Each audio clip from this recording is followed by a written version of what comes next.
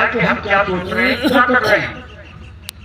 भले ही वो उस समय कुछ ना कहना हो, तो जब परीक्षा काल होता है तो टीचर कुछ नहीं बताता, चाहे तो काला कर लो चाहे पीला कर लो, काला पीला नहीं देखता। फिर वो बाद में जब वो काफी चेक करेगा तब उसका निर्णय होगा कि तुमने कौन सा काम गलत करा था, कौन सा सही करा था। लेकिन परीक्षा काल से पहले जब वो पढ़ाई करता है, पढ़ाता है, तो उस समय तो पहले जमाने में पिटाई भी करते थे मास्टर, अब तो कोई नहीं करता। खूब पिटाई भी होती थी, समझाते थे कि तुमने यहाँ ये गलत करा, यहाँ ये गलत करा, ये करा, ये करा, तो वो अपना सुधार कर लेता था। तो जब तक वो पढ़ाई में रहता था तब तक वो टीचर उसको सब कुछ समझाता था, बताता था, गलतियां भी बताता था, अच्छाई बुराई सब बताता था। लेकिन जिस दिन परीक्षा काल होती थी उस दिन नहीं बताता, चाहे वो तुम्हारा क्लास का टीचर भी हो, चाहे उस सब्जेक्ट का ही टीचर क्यों ना हो, क्या बताओगे वो परीक्षा हॉल में नहीं बताने। तो ऐसे ही भगवान ने जब परीक्षा का काल आता फिर नहीं करता वो, अब तो तुम जानो, तुम्हारा काम जाना, मैंने तुम्हें बहुत पढ़ा दिया, दिखा दिया, बहुत मास्टर भेज दिए थे, तुमने नहीं सुनी थी। तो अंत समय में निर्णय तो सभी का होता। तो एक तो जाता बिल्कुल बहुत ही आराम के साथ और एक जाता बहुत ही परेशान के साथ। तो वो परेशान वाले जो वृत्तियां हैं वो उसके साथ चिपकते जाती हैं। तो बहुत सारे बच्चे तुमने देखा होगा जन्मजात अंधे में होते हैं, रोगी में होते हैं, नहीं होते।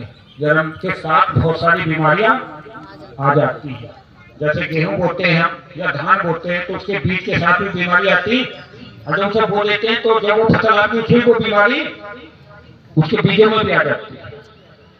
तो ऐसी जब हम अपने बीज के अंदर ही बीमारी लेकर जा रहे हैं और जब पुनर्जन्म होता है तो वो बीमारी के साथ चलती है। इसको कहते हैं प्रारब्ध में मिली हुई है। तो उस प्रारब्ध को यहाँ ही काटने की युक्ति बताई गई। भगवान की बनाई बात की थी वो सब जगह मौजूद है, नजर क्यों नहीं आता। जैसे दही के अंदर घी सब जगह है लेकिन वो नजर नहीं आता, उसे मथना पड़ता तभी तो निकलता। तो ऐसे ही ये जो दो मथने हमारे यहाँ लगे हुए हैं, ये कहते हैं कि वो राम शब्द का रमा हुआ, एक राम दशरथ का बेटा, एक राम घटघट में लेता, एक राम में जगत पसारा, एक राम जगत से ग्यारा।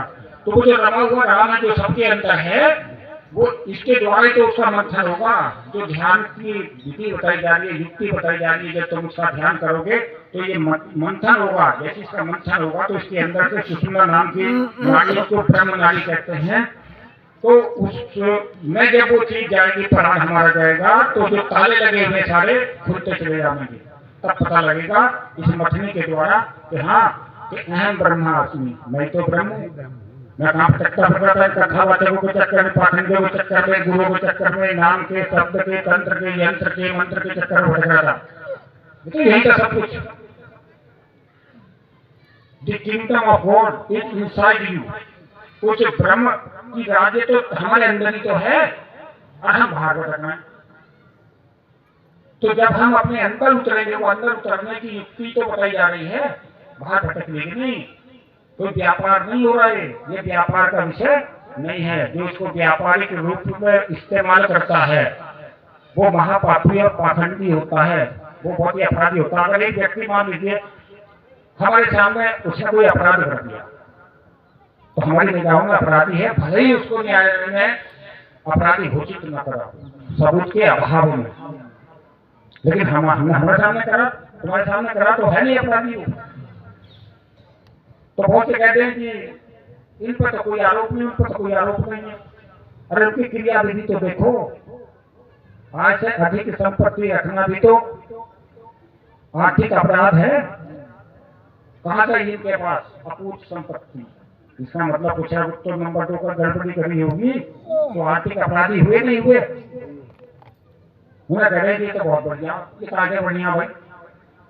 जबकि हमारे जितने भी महापुरुष है सबने त्याग और तपस्या करी। भगवान बुद्ध, भगवान महावीर, 24 तीर्थंकर, जैनियों के राजा महाराजा थे, 24 के 24 त्याग कर दिया। जो त्याग करेंगे तभी तो वो ईश्वरीय कृपा जो ब्रह्मांड में जो शब्द घूम रहे हैं तभी तो हमारे अंदर प्रवेश करेंगे। जब पहले से सब कुछ भरा हुआ होगा तो कहां से प्रवेश होगा?